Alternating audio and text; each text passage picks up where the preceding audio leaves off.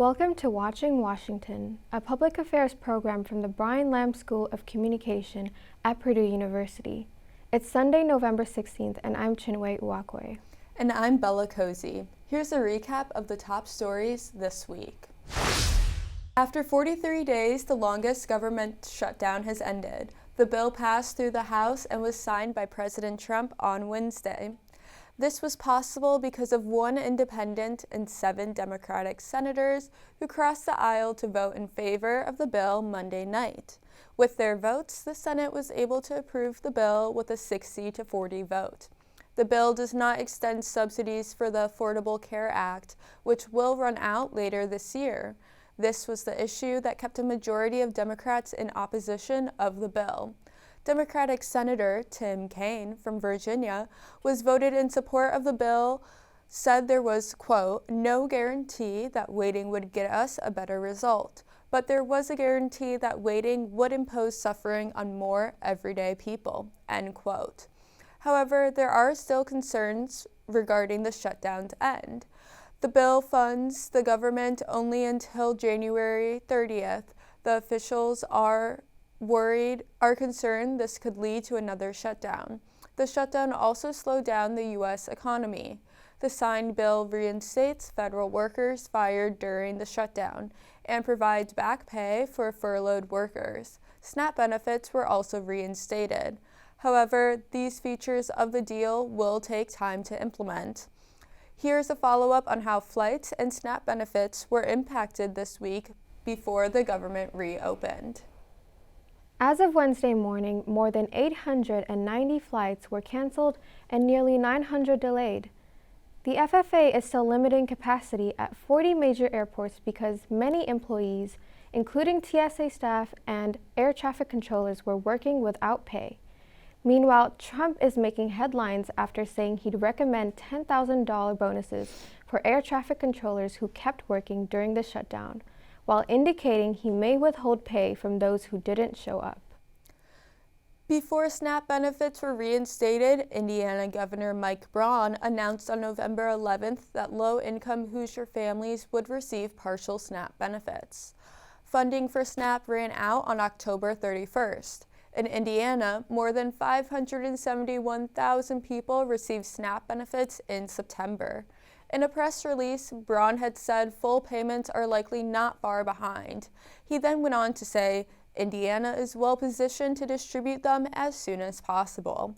This was the first time in U.S. history that SNAP benefits were paused due to a federal shutdown. On Tuesday, President Trump defended H-1B visas and the need to bring in talent for skilled work. In an interview on Fox News, host Laura Ingraham addressed Trump's concerns, saying, quote, we have plenty of talented people here, to which Trump responded, quote, no, you don't have certain talents. Since implemented in 1990, H-1B visas are a work visa valid for 3 years and can be renewed for another 3. According to CNN, economists argue that the program allows the United States to maintain competitiveness and grow business, creating more jobs in the U.S. The president also pointed to the ICE raid of Georgia Hyundai facility in September. After meeting with South Korea's president 2 weeks ago, Trump denounced the raid by ICE. In his Fox News interview, he stated, quote, they had like 500 or 600 people, early stages, to make batteries and to teach people how to do it. You're going to need that, Laura. President Trump's statements are a departure from previous positions on immigration law. In September, Trump signed a proclamation raising fees for H-1B worker visas to $100,000. The move has marked conflicting messages from the administration on immigration amidst ICE crackdowns, trade deals, and impacts of the government shutdown. Border Patrol Chief Gregory Bovino and his team left Chicago this past Thursday despite Bovino's departure. Homeland Security spokesperson Tricia McLaughlin says ICE will continue operations in Chicago. While in Chicago, Border Patrol made over 3,000 arrests in a campaign that is being called Operation Midway Blitz. In Chicago, U.S. District Judge Sarah Ellis blocked the use of force against protesters and journalists and ordered law enforcement officers to issue at least 2 warnings before deploying tear gas or pepper balls on protesters. This came after Bovino admitted to using tear gas on a group of protesters without provocation. According to CNN, whose cites 3 U.S. official Border Patrol could be heading to Charlotte, North Carolina, and New Orleans, Louisiana next. These plans have not been finalized, and it is unclear whether these cities will have a Border Patrol presence simultaneously or back-to-back. On Monday, the U.S. Supreme Court declined the opportunity to overturn its landmark precedent recognizing a constitutional right to same-sex marriage. The challenge to the court's 2015 ruling came from Kim Davis, a former Kentucky clerk who refused to issue same-sex marriage license after the court's Obergefell v. Hodges decision. In the aftermath of her refusal, Davis was jailed for acting in contempt of court and lost her clerk re-election. A jury also ordered her to pay a $360,000 verdict to the couple she refused to marry. The court declined her petition without comment. Davis is not alone in wanting to challenge the legality of same-sex marriage. In this year alone, at least 9 states have entertained bills or resolutions criticizing Obergefell or have sought to limit marriage only to heterosexual couples. On October 24th, the Supreme Court of Texas adopted language allowing judges to refuse to perform same-sex wedding ceremonies due to religious beliefs. Had the Supreme Court decided to hear Davis' case and later overturn Obergefell, same-sex marriage would still be protected on the federal level. The court's decision to not hear Davis' petition means that the constitutionality of same-sex marriage is reaffirmed. Up next, international stories involving the U.S. with developments out of Russia, Syria, and England. Plus, the latest news from Indiana and Purdue. Stay with us, more Watching Washington next. I mean, every year's different, but it hasn't changed that much. Our league is just ominous, and you better lace them up tight and be ready to play every night. If not, you're going to get beat.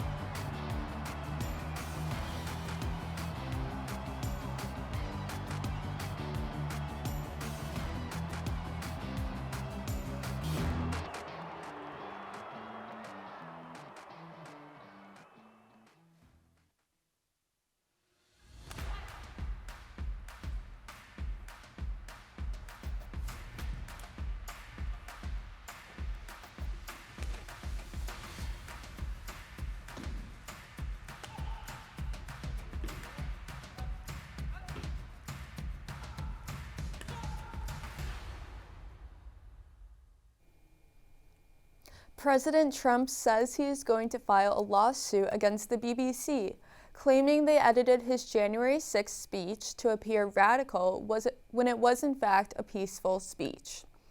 This is not the first time Trump has filed lawsuits against a media outlet. In the past, Trump has filed lawsuits against ABC, CBS, Paramount, and Disney. Many of these lawsuits were settled outside of court.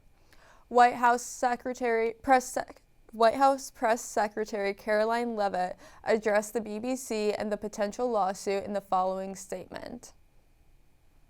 The president has made it very clear that this is a leftist propaganda machine that is unfortunately subsidized by British taxpayers, and he thinks that's extremely unfortunate for the great people of the United Kingdom and Great Britain. The president's external legal counsel has filed a lawsuit against the BBC.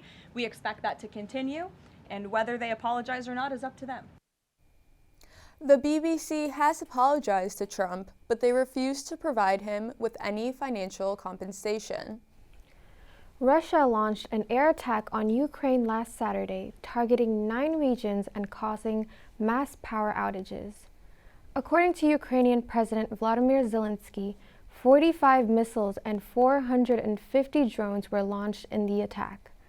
Russia stated that the targets were Ukrainian weapons production and energy facilities. This has left many cities relying on backup generators for power. Other buildings were hit in the attacks as well. An apartment building in Dnipro was attacked by drones, causing 2 deaths and injuring 11 according to the Dnipro Regional Military Association. One day earlier, President Trump was optimistic that an end to the war was in sight. The basic dispute is they just don't want to stop yet.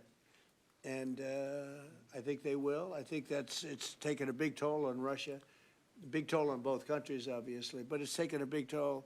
They're losing 7,000 soldiers a week. That's a big toll. And I think we're going to get it ended, not too distant future.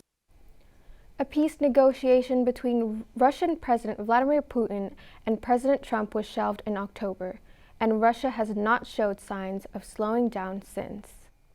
Syria's President Ahmed al-Shara made a historic visit to the White House last week to meet with President Trump. Al-Shara's visit was a surprise to many, as he was once the leader of the terrorist organization Al-Qaeda, with a $10 million bounty put on his head by the U.S.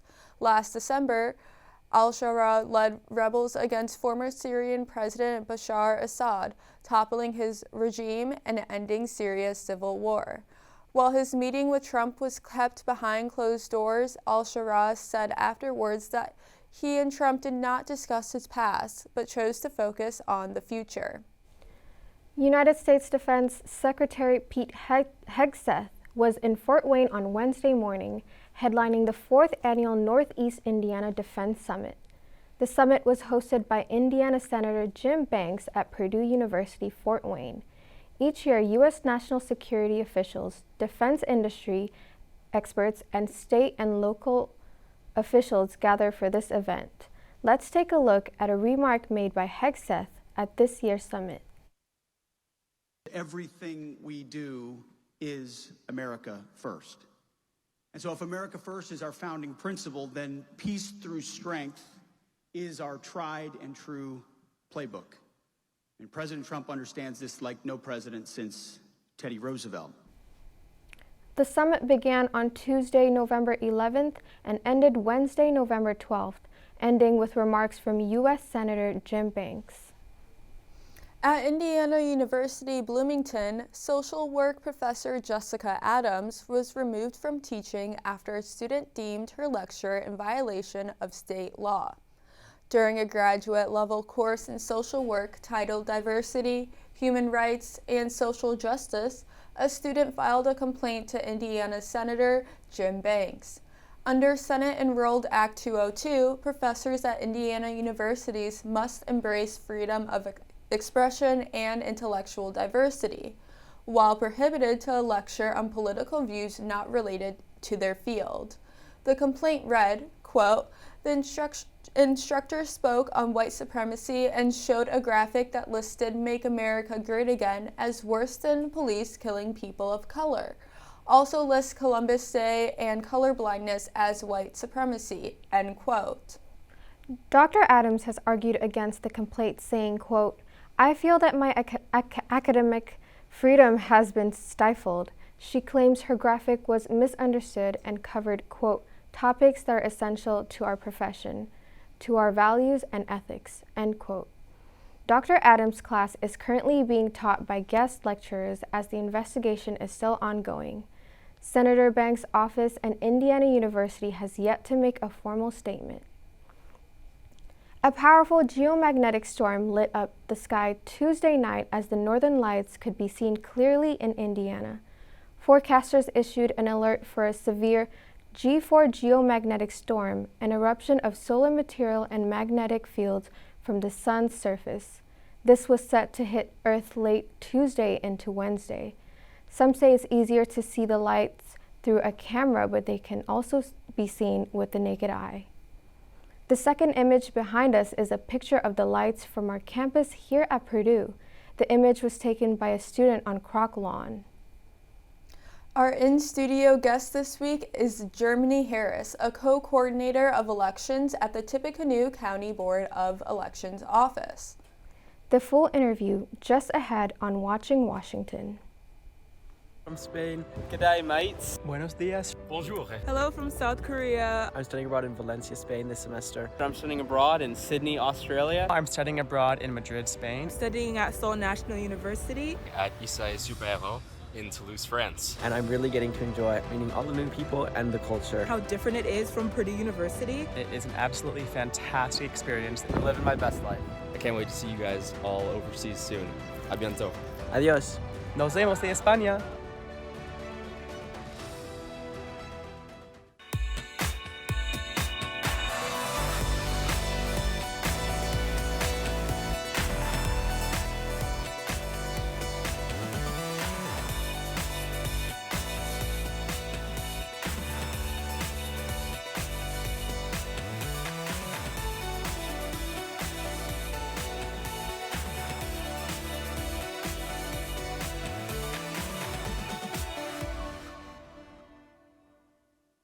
I'm Rachel. I'm 19 years old. I'm a sophomore in computer engineering here at Purdue, and I'm the president of DAO. So DAO stands for Dance All Out, and it's kind of like a community where all dancers of different skill levels and artists have a space to express themselves and be artists and perform.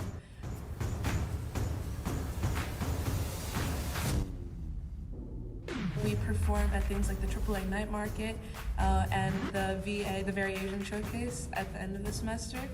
We even had our own showcase last year, and that was really exciting. DAO not only offers like weekly classes and performance opportunities, but kind of like a really strong community / family to do it with.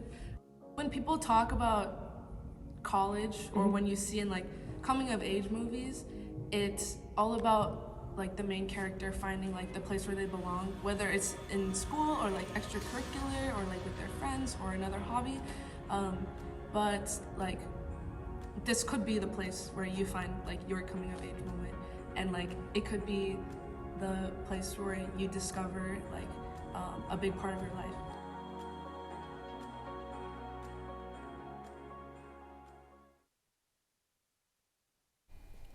We have a special guest with us in the studio this week.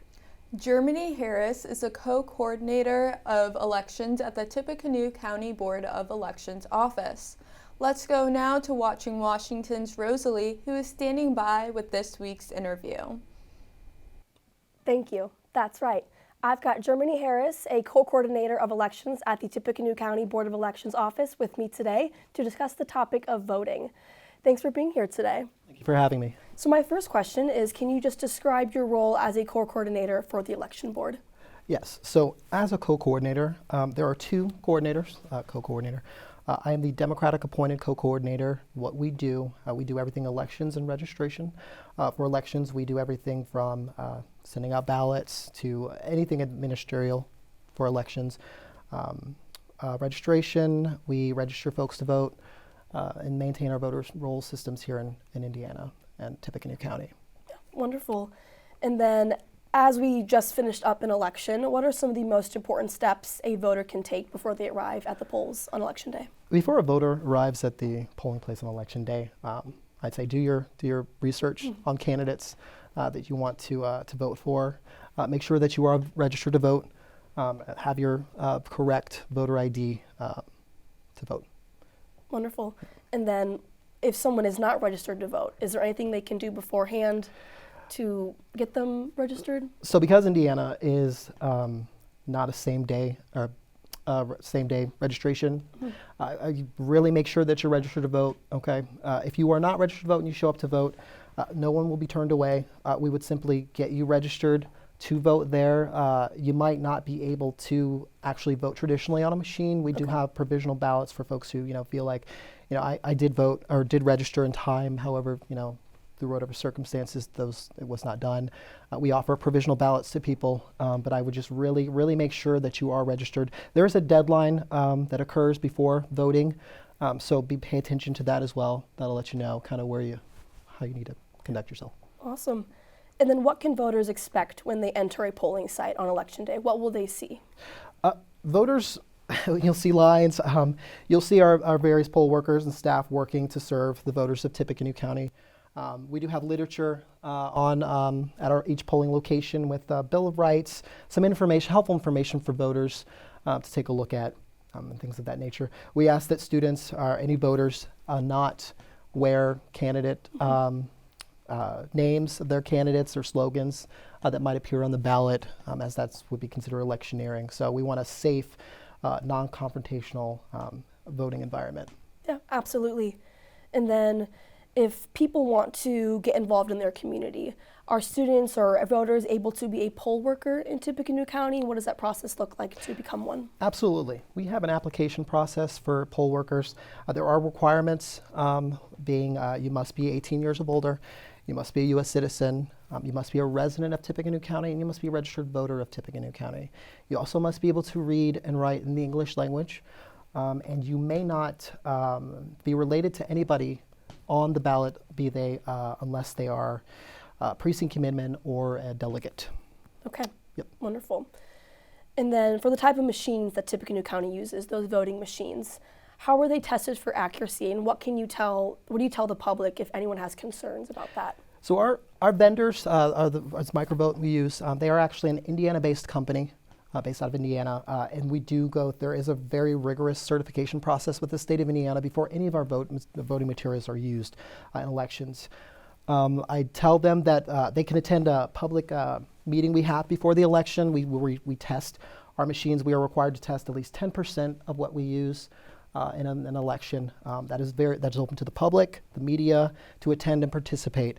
And these tests produce accurate results each time. And that's something that is, again, available to the public. Yeah, wonderful.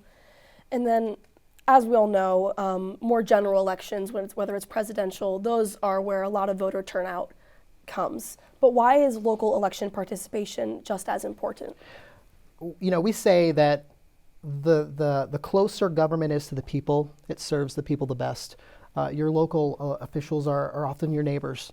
And then these offices are, most impactful to you day to day. So it's very important for people to be involved on the current events of their community, because this is the community that directly reflects them.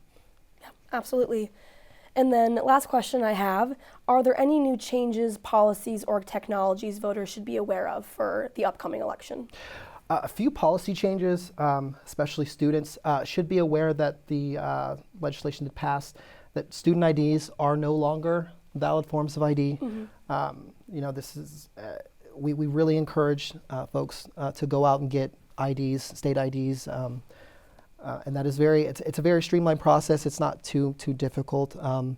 Another policy that's just been put into place concerns anyone who is recently citizen, being naturalized citizen, does have to go through an extra step of providing proof of citizenship to the county election board before registration may be processed, so that is fairly new.